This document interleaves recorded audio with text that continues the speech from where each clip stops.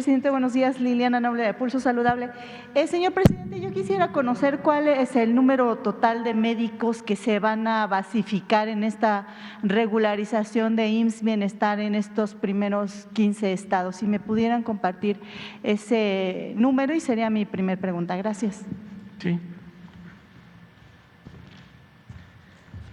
Muchas gracias, señor presidente. Sí, como se comentó, la Jornada Nacional de Reclutamiento de Médicos Especialistas abarca todas las instituciones, aquellas que se dedican a las personas con seguridad social, pero también y quizá principalmente para los estados que atienden desde sus sistemas de salud a quienes no cuentan con seguridad social.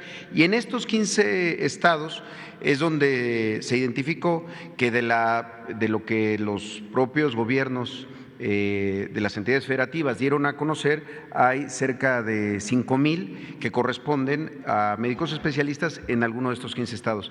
Idealmente, para nosotros serían la totalidad.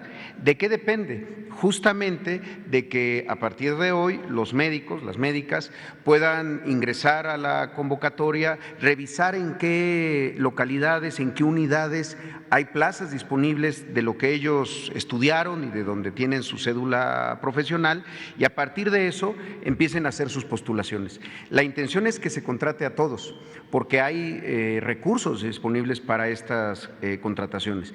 Pero lo que estamos intentando empatar, digamos, es las necesidades de las instituciones con la existencia o la presencia de médicos especialistas que decidan ayudarnos en alguna de estas plazas. Pero lo ideal es que fueran pues todos, los 13,765 y en particular los 5,000 de estos 13,000 que corresponden a los servicios estatales de salud para personas sin seguridad social en los 15 estados del país que se están proyectando para este año. La Organización Mundial de la Salud dice que deberían de existir alrededor de 23 médicos y parteras por cada 10,000 habitantes.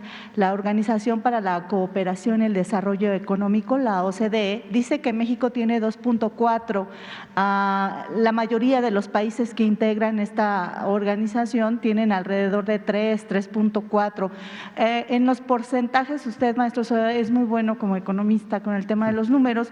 ¿Cuál sería el porcentaje que se podría alcanzar a cubrir de este faltante y a lo mejor elevar un poquito este piso tan bajo que se encuentra en la lista de la OCDE por la carencia de los médicos? Muchísimas gracias, nada más que no soy economista. Ay, perdón, administrador. Soy politólogo, pero sí, a ver, los datos que se establecen tienen que ver tanto con médicos generales como médicos especialistas.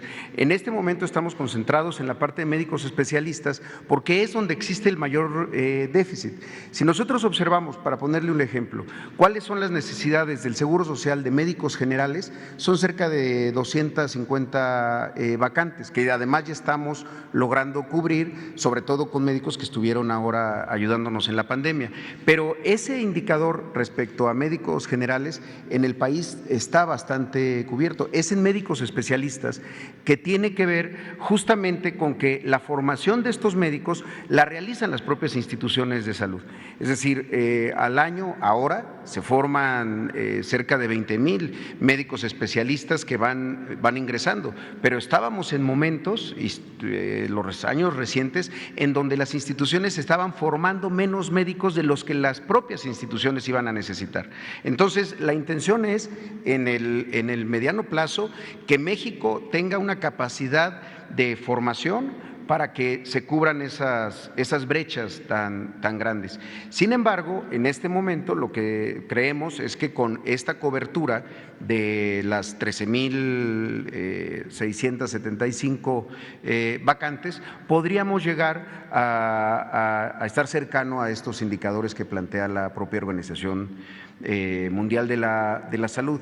Sin embargo, hay que insistir, esto es producto de muchos años en donde se dejó de formar, no porque no hubiera la intención de médicos generales que quisieran hacer la especialidad, había muchos, todos los años, cerca de 50,000 personas presentaban el examen nacional de residencias médicas, que es el paso para pasar de ser médico general a hacer la especialidad de alguna de las especialidades, pero se cerraba la puerta a la gran mayoría de ellas, es decir, cerca del 10% eran los que lograban ingresar y muchas veces había médicos que habían sacado muy buenos puntajes, pero que no se abrían las plazas.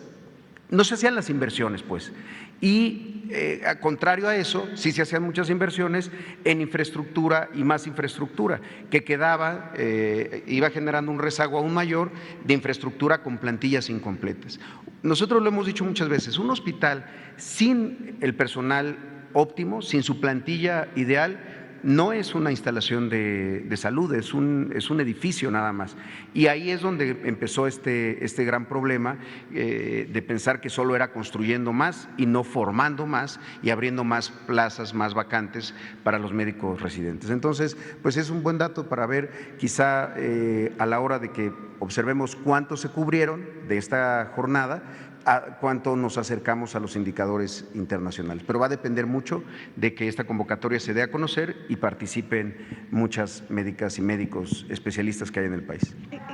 ¿La basificación es permanente? ¿Cómo se les va a garantizar esta permanencia? Porque hay médicas y médicos, enfermeras que consideran que pudiera ser solamente por un periodo pequeño. ¿Cómo va a ser? No, esto? aquí el planteamiento es, y ya de cada institución se están revisando todas las bolsas de trabajo y demás que están incluidas, pero todas estas más de 13,000 plazas tienen asociado un número de esa plaza, es decir, tienen recursos asignados a esas vacantes, pues. Entonces, la contratación es ya para una base de carácter permanente. Si alguien de los médicos internistas que tanta falta nos hacen en todas las instituciones, el 11 de junio firma su contrato, pues en ese momento ya estará basificado. No es para coberturar plazas eventuales, no, son plazas que tienen recursos, que tienen presupuesto y que muchas veces pues se habían quedado desiertas, vacantes. Gracias. Y finalmente,